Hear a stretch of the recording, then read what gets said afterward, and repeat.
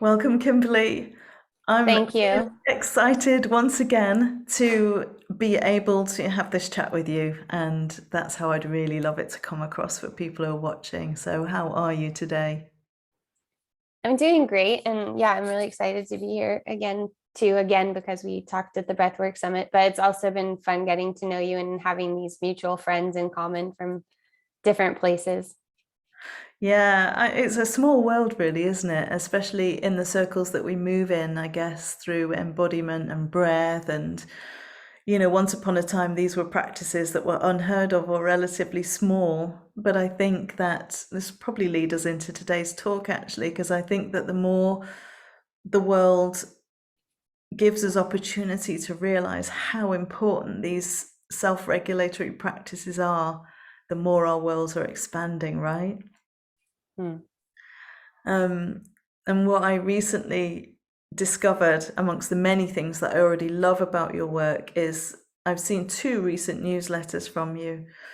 One of them, which came yesterday, what I was really struck by was your ability to really honestly self-evaluate yourself. Now, I know that can be contentious because if you're anything like me, I'm constantly going, oh, was I deceiving myself then?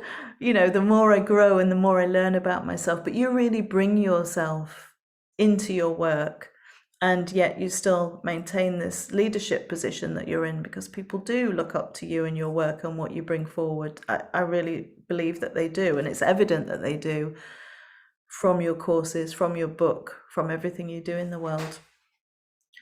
Have you found it an easy thing to do to bring yourself in your vulnerability and your honesty into your work that way?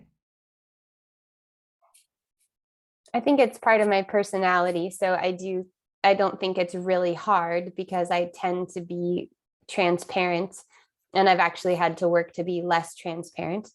So, uh, and that's an iteration of also my work. So in the last few months, I've been a little quieter because of the conversations with Stephen Jenkinson and asking myself the questions of, am I asking the right questions? Are the questions that I used to be really attending to, are those still relevant right now? Is what I'm teaching still relevant? Because I really am a devotee of the nervous system, a devotee of reality. And even though I'm in the trauma world, I don't, and the same was true when I was a yoga teacher and when I was doing structural body work, is I've never been interested in pathology. Pathology is a part of the human experience. And once you work with humans and bodies, you work with pathology because it's part of just how it's part of life. But I'm not really interested. I'm not a psychologist. I'm not interested in deviation. I'm interested in life force and how life force moves and how to clear obstacles to the movement of life force and how each of us expresses that differently. And as much attention as many of us place on the biodiversity of the planet and the species in it, that's also true as a human being. So my daughter has helped me a lot because I wrote a book about motherhood. And at that point, she was really a bit too young to contribute to like what she wanted shared and what she didn't want shared. And also, I mean, that's a whole conversation in and of itself, because I know so many specifically women who don't say what they have to say because they're worried about what everybody else in the story is going to feel, and they don't own their own story. And so for me, it's like, I really see what I say as my point of view. And I'm not saying that somebody else wouldn't have another story, even somebody who was there, like, because somebody who was there would probably have a different story. But I allow for that in what I'm saying. And because I'm also really trying to deconstruct authority, the way that authority has been constructed is mind over body, heaven over earth, tangible over intangible. And so for me to share as I'm going, it's different than sharing the middle of a process where you vomit on people and you hope that they're going to help you digest it. I don't think that's really responsible teaching. And we live in a cult of vulnerability where, like, the order of the day on social media is to talk about how bad you're doing and like how hard it is for you. And even with motherhood, like, it's the pendulum has swung to like, instead of motherhood is so great, now it's like, let me show you how gory it is, or let me show you how well I do it, kind of thing. So I'm really just trying to show a picture of the whole thing, and that there's always, life continues to happen. We can have the most regulated nervous system on the planet, and people are still going to die, and we're still going to get sick sometimes, and we will have heartbreak, and unexpected things will happen. So it's not, I think people sometimes have an idea that we're going to become impenetrable, and like we're going to become these like superhumans that like nothing gets under our skin, when in fact, in my experience, it's just that my level of okayness that's underneath it all grows, and I still experience a wide range of emotions, and a sense of enlightenment or healing isn't in opposition to that for me. I really love that, because only today I was speaking to a prospective student for our next breathwork training. I obviously won't name them, but they said something about boundaries and, being a student. And I suppose by the time you get to your stage in life, you kind of know all this stuff. And I said, hey, let's just clear that illusion straight away. Exactly what you said. I might find it easier to anchor myself and presence myself when things come up that are either new to me or unknown territory, or very old territory that is just rearing its head in a new form. But when we're able to actually be with that, that's key, isn't it? To be with that whole approach to life. Because it's not like, oh, we keep doing this and suddenly we're going to wake up to be enlightened. And when you're enlightened, there's no more issues or struggle. Not unless you're living in some completely remote part of the world in a cave. And even then there's going to be struggles, I'm pretty sure. That's my fantasy anyway. So hearing you talk about this embodied approach really is music to my heart, that we have indeed as a culture within the West where we're anchored, disowned the body a lot in the pursuit of the elevation of consciousness.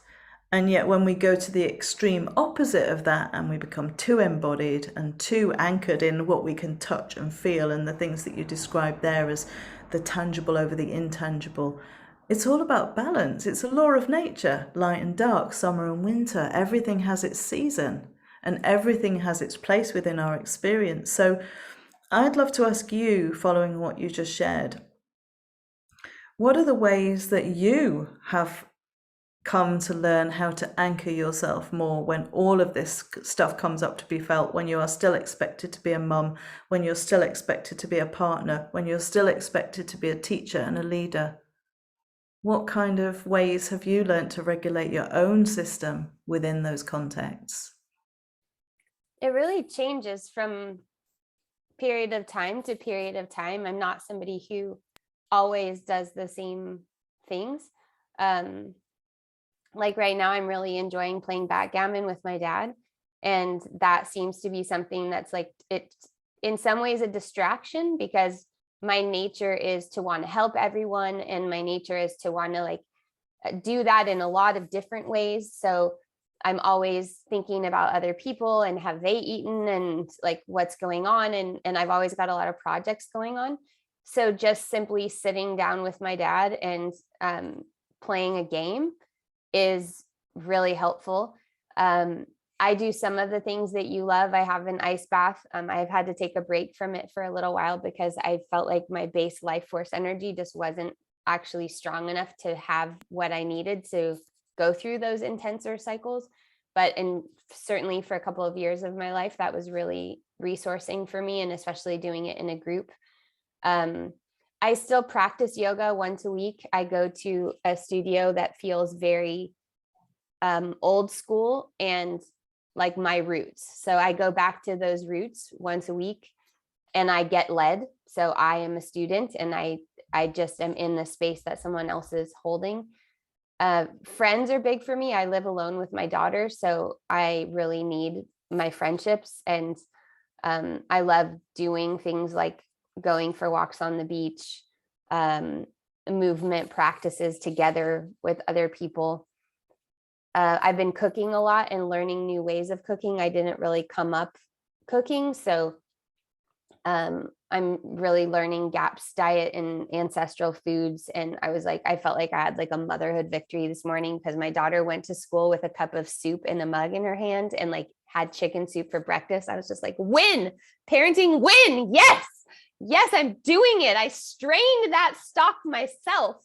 I'm learning how to garden, sort of. I mean, you couldn't really call what I'm doing gardening, but at some point something will grow. But I'm caring for the soil on this little piece of land, you might want to call it. It's more like a dirt heap at the moment. Those things that are tangible are feeling, I spent pretty much all my 20s and most of my 30s doing what most people would recognize as spiritual practice. And now for me, it's a lot more important for me to be doing the physical, tangible, hands in the earth, pots on the stove, butcher your own chicken type of work.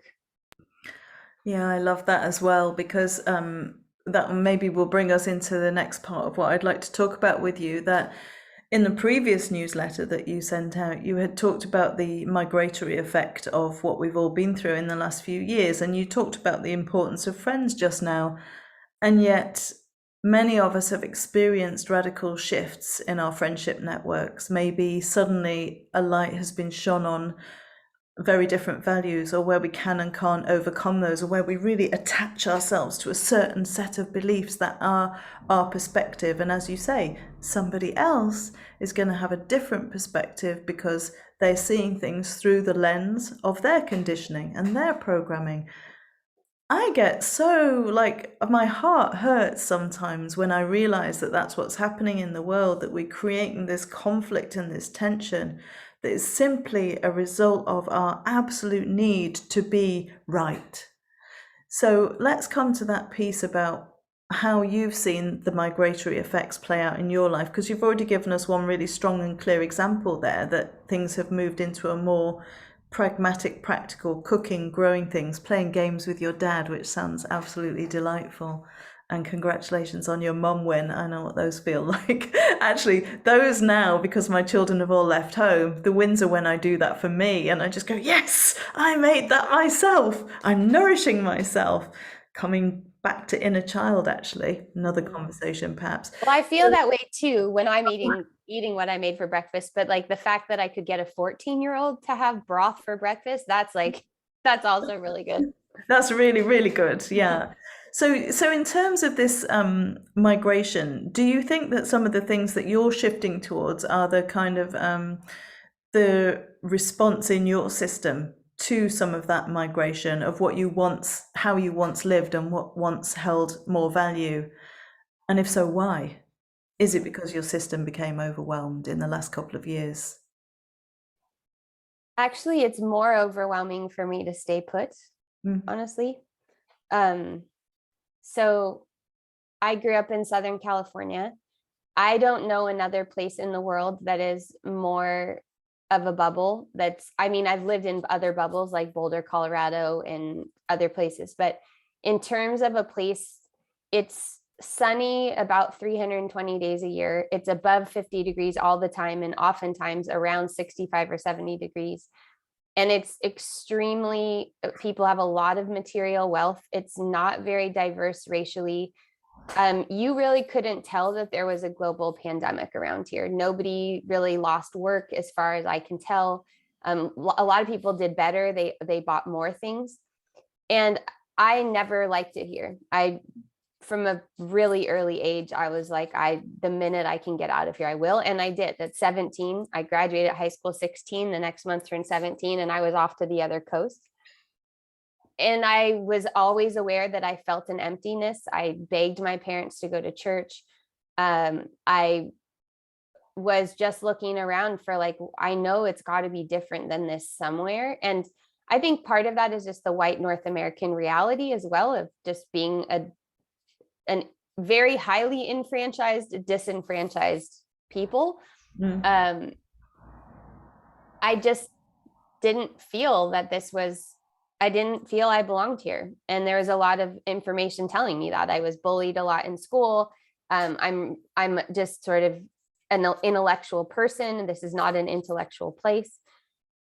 So I went all over the world, and I did so to try to find out about postpartum healing, to try to figure out, like, I'm like, this can't be right. It can't be right that people just go back to work after, like, this can't be just my own personal situation.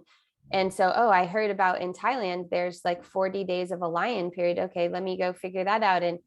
And without knowing it, and also I did know about cultural appropriation. I wanted to go in the Peace Corps after college, and I didn't go because I was like, oh, that's like the imperialist US history, and that's like, I shouldn't do that. And so I was already contending with some of the things that have really come to the surface in the last couple of years. But migration is a flight response. And sometimes we want to follow that response because we're in danger. We need to go somewhere. And as far as I can tell, humans over history, not just in the Anthropocene, have been somewhat migratory based on weather patterns and other things. So I don't think it's like just completely a modern phenomenon, but of course, because of globalism and our ability to go far distances in short period of times, what that meant was something totally different. I moved to New York right before the pandemic. I moved out of Southern California again. The reason that I was here again was because my daughter wanted to live closer to my parents. And we both decided to move to New York, a place that's more diverse, where there's a lot more for me in terms of having a non-traditional family, because I don't know any other single mothers where I live. And wow, that's surprising. Yeah, I mean, it's weird because the place where I'm from and the people that I'm from, like, nobody in my family's ever gotten divorced. Not aunts and uncles, not great. I mean, nobody. I'm the first person ever. So I come from an intact family structure, and the place I live has mostly two parent families where one person is the breadwinner and the other person kind of works as a hobby and takes care of the house. Like, it's California style. So it's socially open, and like it's casual in terms of like what people wear. But as far as like how it's actually operating, it's pretty traditional, and it's not diverse class wise at all. So yeah, the pandemic happened in Brooklyn. It was gnarly. Most of my friends moved, and the people that I was trying to form a sort of friend family community with left and went where they could. And then I just was like, thought I would come back to Southern California for a little bit. But then when I got back here, I realized my daughter was maybe going to have to go on to school online for a year. And I didn't believe in that. So I found a school she could go to in person. And now I'm back here. And then as a result of watching everything that's happening and realizing that it's actually not so much a question anymore of the pandemic for me, for everyone, it showed us what happens to the earth when we don't travel, when we're not air traveling and having so much traffic in cars. The flora and the fauna did much better, right? So we had evidence of that. And then the recognition that there is this flight response that's intergenerational, at least for me as a North American, of a peoples that fled and that are just keep trying to find somewhere else to go for meaning. And that I really need to just sit with what that is and instead of trying to fulfill that by going other places. And so that's my self-indictment. So I'm travel abstaining. My daughter's father lives in Brazil. So for her to see him, she has to go there, and I have to take her because I'm her mom and she's a minor.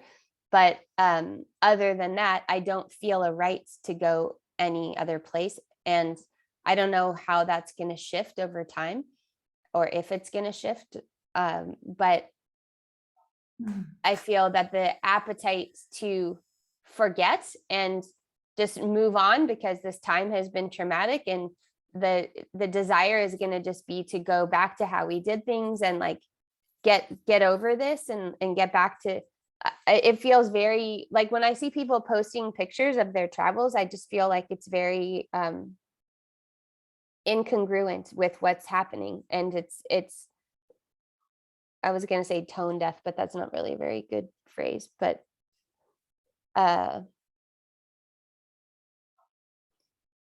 where I feel that we're at a new level of asking what life really wants from us and what the earth wants from us. And so for me, instead of thinking about going another place where there's maybe more in quotes community, is like I have to deal with the absence of skill and I have to become that. I really, really resonate with this sense of migration, of the seeking aspect of what people are looking for outside of where we are, which I actually think is a great metaphor for how we've become accustomed for looking for things outside of ourselves anyway to bring us that grounding and that inner peace. I think it's no accident that so many of us are finding that sense of simplicity is comforting when perhaps, you know, for me, that would have been boring at some point in my younger years, you know, like having to stay in one place, not having adventures. I like having adventures, but I think there are ways that I'm starting to feel inside of me that can creatively be responded to that don't have that impact on the earth. And there's a grieving in that as well. That needs to happen, because I think so many of us did take it all for granted and perhaps knew what was happening, but not really, and didn't really have to stop and think about it. And as with anything where there's a sudden change like that, and we're letting go of either entitlement or just the blindness to the effects it's having, I do think we kind of need to grieve that part of, oh, yeah, I used to go all over the world and run these events and it was fun, wasn't it? And I met loads of great people, didn't I? And I went on my spiritual quest to Bali or Thailand or wherever it was, and that was amazing, wasn't it?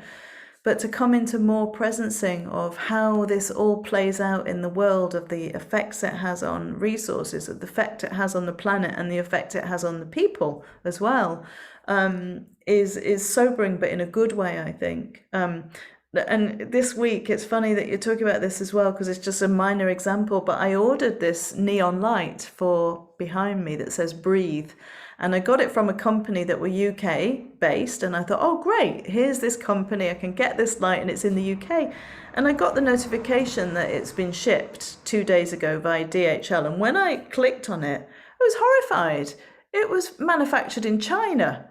Had I known that, I was like, that little light that I'm going to have behind me was made in China and shipped across the waters just for a word that says breathe on the wall. And it's like, I knew I had done it, but I was so shocked. And I'm going to let them know, you know, you need to put this on your website, because I think people are getting more and more conscientious about that. And I think that's a really good example of how, of purgatory. That, like, I call it the best of the worst choices, because we're all now we're aware, and now many people, especially if they're listening to this, are trying to do the right thing. And it's so hard on our nervous systems, because a simple choice like what yogurt to buy becomes like, you know, a whole project of, you know, what's better than what. Is it better to buy something that's less expensive on here, It's like everything requires so much that 100 years ago there wasn't all of that choice making. And I think the thing that you were saying about grieving entitlement or blindness, I think the grief is also about what we were ignorant to, and the ideas that we have about, for in my case, like parenting, where part of parenting is like, well, I want to show my daughter the places in the world that are important to me, right? To like, I am India made, for example. Like, who I am, I wouldn't be who I am if it wasn't for India. And it's a bizarre feeling to think and feel that part of my identity, to have really mixed feelings about that now. So there's a lot to contend with to have an adequate amount of gratitude at the same time as to know maybe we would have made a different choice if we were going to make it now. And then on top of that, as one of my friends said, nowadays we're just going to sit at home and talk about the trips we could have taken.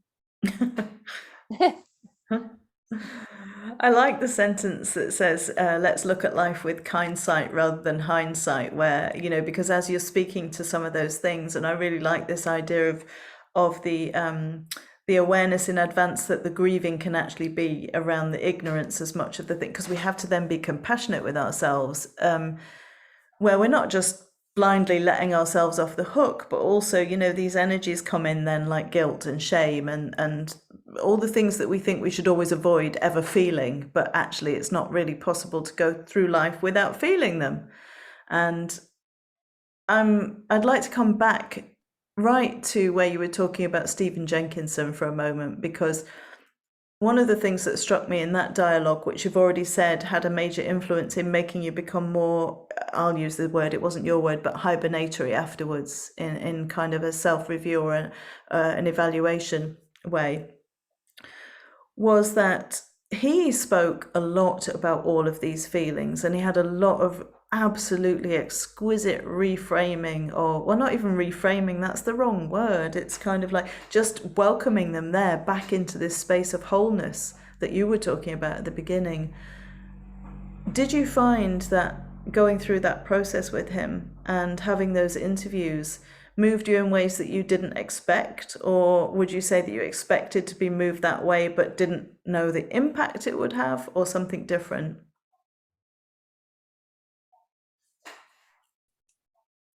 It's a very intangible thing, although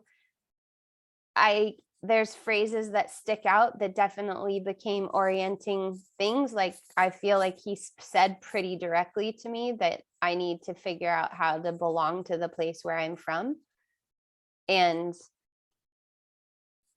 I don't know if I would be playing around in the dirt in my backyard if it wasn't for that. But I mean, there's other things. So people said to me, well, he's not embodied. He's not a body person. And that really stuck out to me, because he doesn't do quote unquote embodiment practices. Like, he doesn't sit around in VU or like do circular breathing, but he builds canoes and houses and whittles spoons out of wood and butchers animals, and has all of these skills that to me are what the embodiment folks are trying to get to. Like, that it's just a pathetic like attempt to even have contact with the natural world in the way that he's just doing as a part of his daily life as a farmer. And so that really hit home to me, this idea about self-esteem, because so many people come to me and tell me they have low self-esteem or low self-worth. And that language really comes from a psychological perspective. And speaking with him, it really hit home how worth comes from what we can actually do, not who we think we are. So these skills that I feel like I missed out on that my grandparents had, sewing, repairing things, cooking, tending to the garden, the elemental skills that then became something that you hire other people to do. You hire someone to clean your house, you hire someone to do the basics of cooking, you hire a gardener, because those are all things that then become luxuries, or they're beneath you. There's a grief in me that I don't know how to do those things, and I have to learn something that's so basic about my own self-sustenance. So I think that that's a result and an outcome of being with somebody who is prioritizing that. And also, he said a lot of things that I really just took for granted, that like, okay, I may not like this, but this is just the world I live in, and so I need to adapt to it and use these tools. His voice was really one of, no, it's actually, you don't need to adapt to that. And you do need to reckon with the fallout that's being, like, social media, for example.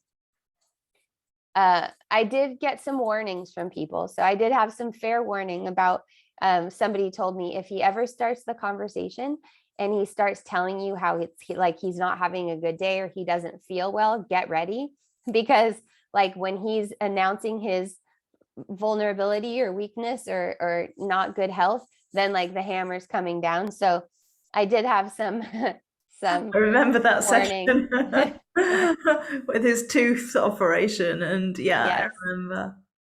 But this is real, isn't it? This is people in their real life making sense of and meaning of the world and noticing what we have used as illusory ways in a way to make meaning. But it's not that it was intentional or that we knew we were in the illusion, and the illusion has grown, as you said, through social media and stuff. But I think, because ironically, and I was in Portugal for the winter.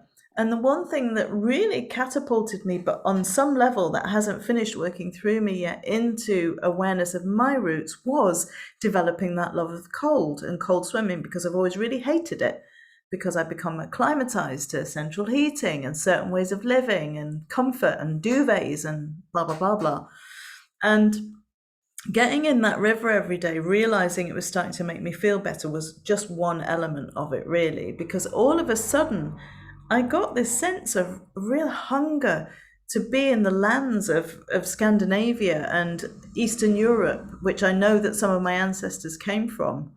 And it was like, wow, this is like an embodied feeling of these are my roots, At the moment, I'm English and my ancestors came from X, Y, Z and these different places. But for the first time ever, I was embracing this idea of cold and what that would bring in as well, because it was also bringing in this sense of survival. I've always been a huge fan of Viking series and Viking programs and history and all that. And everybody goes, oh, but they were savage and they were this. And I go, they were greatest shipfarers that the world has ever known. And the reason they were that was born out of hardship and resilience and resource, because they couldn't find food where in the lands in the winter in the north. So they had to migrate, coming back to this migratory thing, to meet those primal basic needs for warmth and sustenance and shelter. Oh, but we can't find it here. We're going to have to build boats. We're going to have to build bloody good boats. We're going to have to learn how to sail well, because these are, temperamental, uncharted territories. They didn't even know where the next piece of land was. Can you imagine that? So feeling that come alive in me, and, as somebody who's lived in France and lived in Spain and traveled to many places in the world, many times that has come from this desire for something outside of myself. I admit it, totally admit it, like, oh, this restlessness inside that when I just get there, life will be amazing.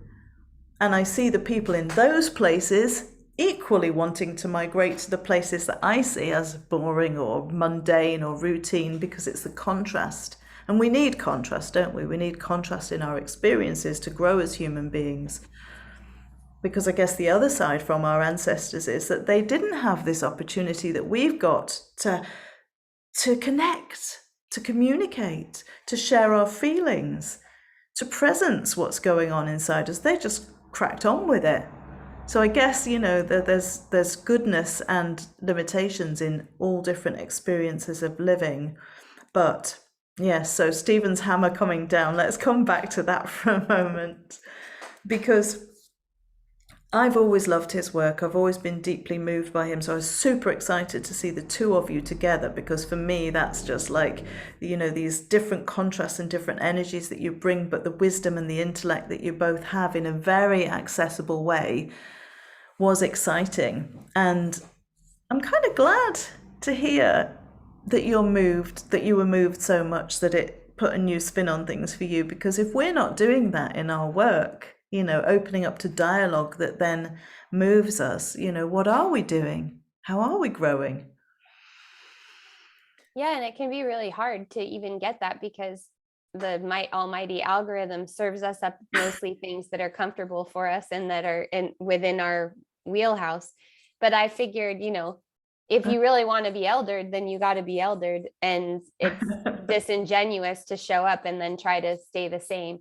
But again, I mean, with my personality and how we started out with transparency, it's not so hard for me to recognize something that feels like there's a real piece for me. And even though it's challenging, that it's what's required and it's what's necessary.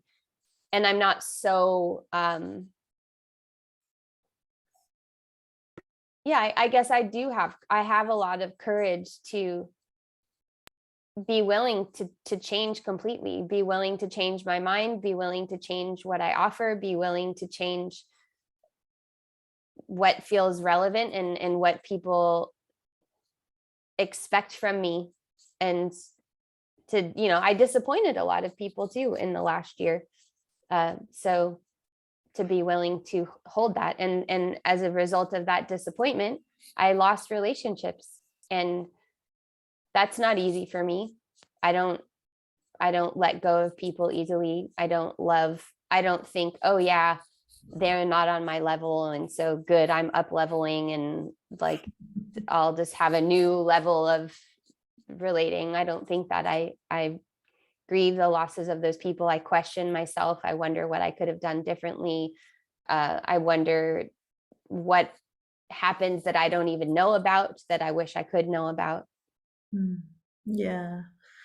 Yeah, really feeling your humanness in that sharing. And I think it's so important that we're able to contemplate those aspects of life and relating, because it's just moving all the time. Life is moving around us all the time. So there's the relationships, the heart of it, our growth, the circumstances, the environment. So for me, it's felt like it's becoming like a spinning top that's got faster and faster and faster, and I've just had to go, if I do one thing a day, and that might be put a wash on or clean the floors or go in my ice bath, maybe it's a practice, maybe it's a practicality, but either way, that one thing, let that be enough.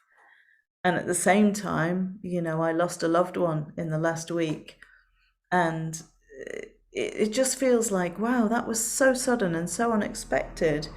And just like that, a life has gone, and the template shifts into, oh, that person's no longer in my world in that tangible form anymore. It's like it just gave me this opportunity to wake up, and I fell asleep with it last night, just going, I cannot take this life for granted. I cannot take this day for granted. I can't take this moment for granted, or this breath for granted. And whilst I don't want to become one of those preachers that advocates that you wake up and go, oh, I can't take this life for granted, because I'm sure it won't feel like that every day, there's something both sobering, humbling, and simplifying about actually bringing things down to that level of allowing ourselves to be enough in this moment, allowing ourselves to make mistakes, get things wrong, get things right, not know whether it's wrong or right. It's like the old Native American story, isn't it? The myth of the farmer and the farmers finding the wild horses in the field, and somebody comes along and says, oh, that was lucky, and he says, who knows if it's good or bad? And then the son tries to break a horse in and breaks his leg, and they go, oh, that was unlucky. And then conscription comes the next day because war breaks out, and the son can't go because his leg's broken, and they go, oh, that was lucky. And life is like that for me all the time, that we really do not know. And so to sit in this place of being in service to both ourselves and others, there's so much that we could talk about. And I'm super aware, we were going to talk about menopause, we were going to talk about life changes, and we possibly won't have time for that today. So it might mean another conversation. But I really want to ask you about your upcoming Jaguar course, because what you offer is so important, and it's going to be bringing in all of this that you've recently experienced, I'm sure, because you teach from your heart. So would you like to share a little more about what that is? Sure, yeah. So this Activate Your Inner Jaguar, it's my signature course. So it's the thing that I've led the most people through. There's been 6,000 women that have done it so far. And it's about your nervous system and knowing how it feels in real time and where you end and the world begins. A lot of people drawn to spiritual practice, drawn to breath work, a lot of women in general, we tend towards the parasympathetic side of the nervous system, where we feel like we easily merge. It's hard for us to tell where and there's tons of labels about it now: highly sensitive people, lots of people think they have social anxiety, introversion, all kinds of ways that are demonstrating that it's hard for us to be with each other. And it's harder even now because we don't have practice at it. And so in the name of this next phase where we need to come back together, vaxxed, unvaxxed, mask, unvaxxed, mandates, no mandates, it doesn't matter. We all have to live on the planet together. So we've got to figure out, how can we create that safety inside of ourselves? Are we going to feel safe all the time and good all the time? No. But how do we create a new baseline? And I feel strongly now. At first, I started teaching it in 2017. And at first I was really nervous about teaching a big group of people online, especially when trauma is part of it. But now I feel like it was the greatest innovation ever. Now, lots of people are doing it now, but there'll be 200 or 300 women working together on the same things. And it's very tangible. So week by week, we just work on 1 or 2 skills. I ask people not to listen to anything else, not to binge podcast, or not even to read my book. People say, oh, should I read your book or should I do the course? Do the course, because you need people to show up with together. And especially women, we just learn better when we're hearing other people's stories, when we feel that we're a part of something, especially right now. And so the guest teachers in this round are teachers on friendship. They're psychotherapists, attachment model experts. And because, like I said, the interpersonal dimension is the hardest for me. So it doesn't mean I have lots of great friends, and I'm really blessed that way. And I have friends all over the world because I've lived so many places. But when it comes to conflict and feeling like a relationship can bear conflict, that's the hardest place for me. And it's probably why there were so many unintended losses over the last couple of years. So I brought in people to help with that. We're going to have one panel with men, because it's just always useful to hear a male perspective on all this growth that we're doing, because I also work with birth and sexuality.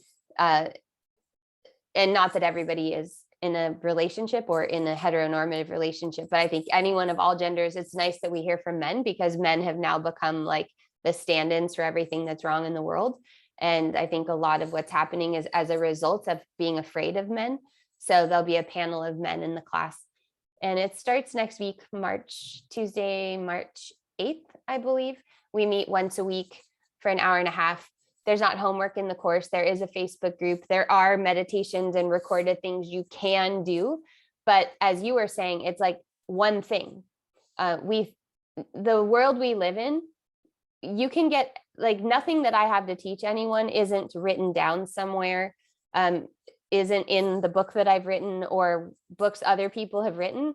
So the question is, can we integrate it? And can we focus long enough to practice something that it becomes ingrained and is ours? And that's tough because we're swamped right now. So part of the course is really giving people permission to hone in and saying, like, you don't have to show up every day. You don't have to journal every day. Like, you just have to come one time a week. And in that one time, if you do that and you show up, then that's all you have to do. And things will change as a result of that you might not even expect are connected. Beautiful. And I think the challenge in that is that in our overwhelmed states, even showing up for one thing once a week that feels like a commitment can feel like a lot. And so just giving people the opportunity, again, one of the things I really love about what you bring, Kimberly, is this intention for integration, this intention for being present with what is and showing up and just listening. And at the same time, you really acknowledge where people's systems may go into overwhelm. Because there's an abundance of stuff out there about how I'm already planning on telling people basically, like, I mean, number one, it's never going to be your last chance. And I even have pre-recorded classes that people can buy and do at their own pace.